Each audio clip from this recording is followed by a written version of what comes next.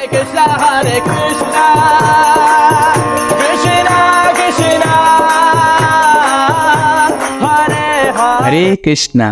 पद्म पुराण के ब्रह्मखंड में ब्रह्मा जी नारद मुनि से कहते हैं कि एकादश्या सहस्त्रेण यद फलम लभते नरः राधा जन्माष्टमी पुण्यम तस्माच्छतम पुणातितम। अर्थात 1000 बार एकादशी व्रत करने से मनुष्य जिस फल को प्राप्त करता है उसकी तुलना में राधा अष्टमी का व्रत का फल उसे 100 गुना अधिक होता है।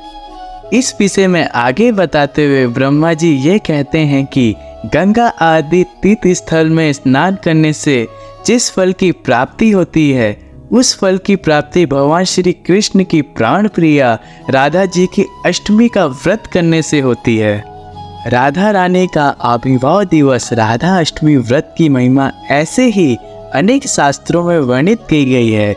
इससे हम सरलता से समझ सकते हैं कि राधा अष्टमी का व्रत साधारण कदापि नहीं है और ये हमारे आध्यात्मिक प्रगति के लिए अत्यंत महत्वपूर्ण दिन है जब हम अपने आराध्य देव श्री कृष्ण की प्राण प्रिया श्रीमती राधा रानी से विशेष प्रार्थना अर्पित कर सकते हैं और उनकी आराधना कर सकते हैं। श्री चैतन्य चरितामृत की आदि लीला में वर्णन आता है, राधा पूर्ण शक्ति कृष्ण पूर्ण शक्तिमान दुई वस्तु भेद नाही शास्त्र प्रमाण मृगमद तर गंध यचे अविच्छेद अग्नि ज्वलते यचे कभु नाही भेद।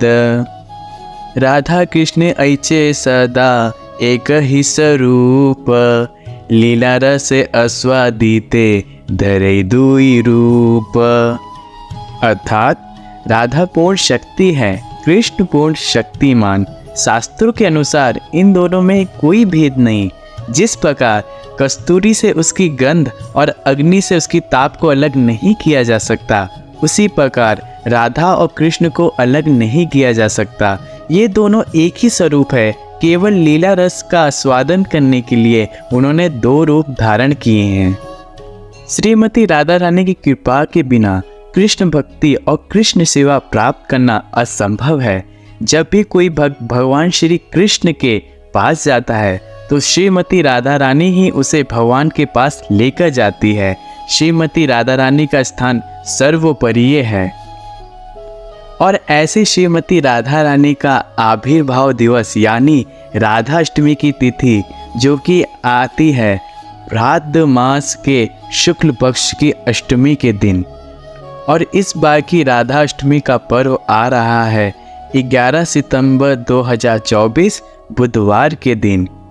तो आखिर इस विशेष दिन व्रत का पालन कैसे किया जाए इसके विषय में आज हम चर्चा करेंगे।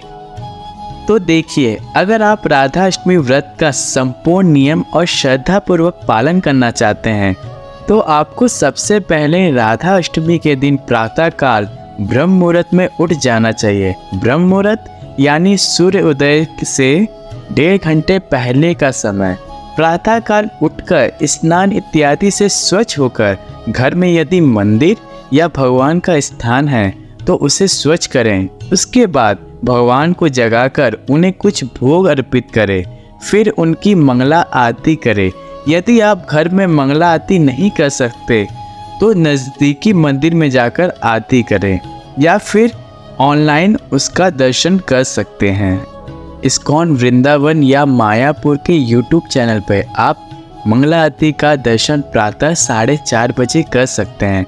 उसके बाद तुलसी देवी जी की पूजा अर्चना करें, उन्हें जल अर्पित करें, उनकी कम से कम 3 बार परिदक्षिणा करें और उनके समक्ष बैठकर हरे कृष्ण महामंत्र का जप करें।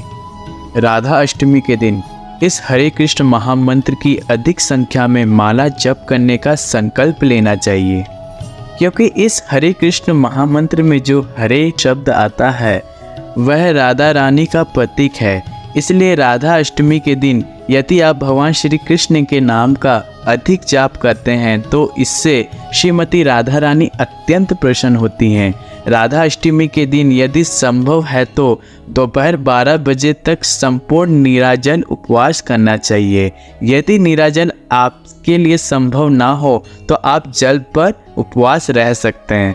दोपहर को 12 बजे राधा रानी का अभिषेक होने के बाद आप उसे चरणामृत से राधा अष्टमी का व्रत खोल सकते हैं। यदि आप घर पर राधा रानी का अभिषेक करना चाहते हैं तो ध्यान रहे भगवान श्री कृष्ण के साथ ही उनका अभिषेक किया जाए। अभिषेक के लिए आप पंचामृत यानी दूध, दही, घी, मधु और जल का उपयोग करें। अंत में स्वच्छ जल से स्नान करवा सकते हैं। राधा अष्टमी के दिन श्रीमती राधा रानी के लिए कुछ विशेष सात्विक भोग बना सकते हैं। राधा रानी को अरबी बहुत पसंद है तो आप अरबी के मूल या उसके पत्तों से उनके लिए विभिन्न प्रकार के पकवान बना सकते हैं।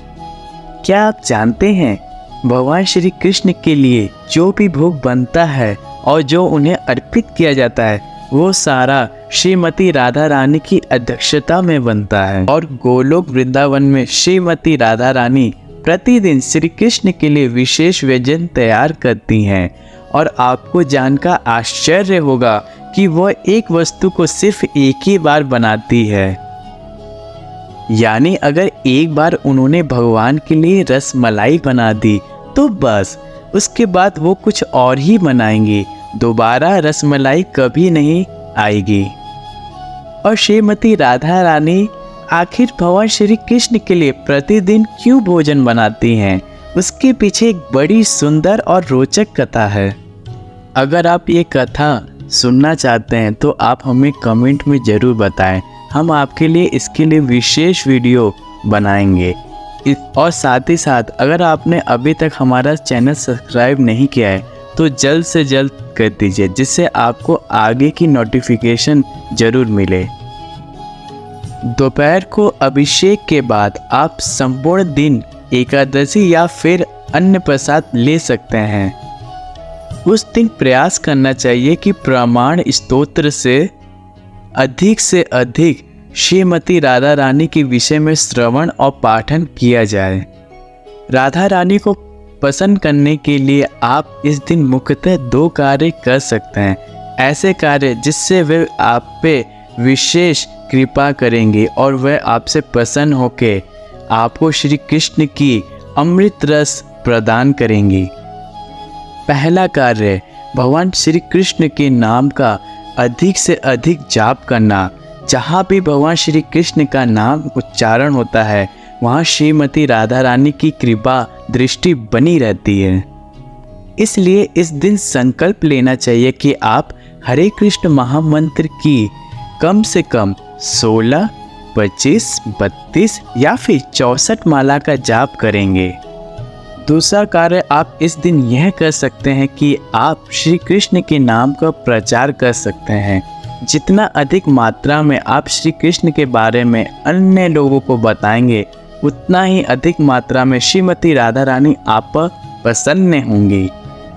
आप अपने परिवार के साथ बैठकर श्री कृष्ण के विषय में चर्चा कर सकते हैं। श्रीमद् भागवतम से पढ़कर उनके गुणों का श्रवण और कीर्तन कर सकते हैं और अन्य लोगों को बता सकते हैं। और आप हमारे इस राधा अष्टमी के वीडियो को अपने मित्र और तथा परिजनों के साथ शेयर कर सकते हैं। राधा अष्टमी के दिन आप कोई प्रत्यक्ष या परोक्ष सेवा भी कर सकते हैं। यह सेवा आपको अवश्य करनी चाहिए, चाहे वो प्रत्यक्ष रूप से मंदिर में जाकर की गई सेवा हो या फिर धन का दान देकर की गई सेवा हो। इस दिन आप राधा कृपा कटाक्ष स्तोत्रम को भी पढ़ सकते हैं और श्रीमती राधा रानी से उनकी कृपा की याचना करते हुए उनसे श्री कृष्ण की शुद्ध प्रेम भक्ति का दान मांग सकते हैं, क्योंकि श्रीमती राधा रानी के सिवा किसी में भी यह योग्यता नहीं कि वह हमें श्री कृष्ण को दे सके। आखिरकार हम वही चीज़ दे सकते हैं जो हमारे पास होती है, तो बस श्री कृष्ण तो वैसे भी राधा रानी के हैं। तो इस प्रकार आप राधा अष्टमी के व्रत का पालन करिए। और इस बार राधा अष्टमी के दिन आप श्रीमती राधा रानी के लिए क्या विशेष भोग बनाने वाले हैं, ये हमें नीचे कमेंट में ज़रूर बताएं। अगर आपको यह वीडियो पसंद आया तो इसे लाइक कीजिए और अपने ग्रुप में उन सभी को शेयर कीजिए जिसे राधा रानी के विषय में ये जानकारी नहीं थी। हरे कृष्णा। संपूर्ण विश्व में प्रचार करने के लिए अगर आप हमारा सहयोग करना चाहते हैं तो स्क्रीन पे दिए गए नंबर पर आप हमें अपना आर्थिक सहयोग योगदान भेज सकते हैं। और हम आपसे जल्द ही मिलेंगे एक सुंदर मधु कथा के साथ। तब तक के लिए जल्दी ये आप सोच लीजिए और तैयारी कीजिए। राधा अष्टमी के इस विशेष पर्व को पूर्ण श्रद्धा और निष्ठा से मनाएं। हरे Krishna. Hare Krishna, Hare Krishna, Krishna Krishna,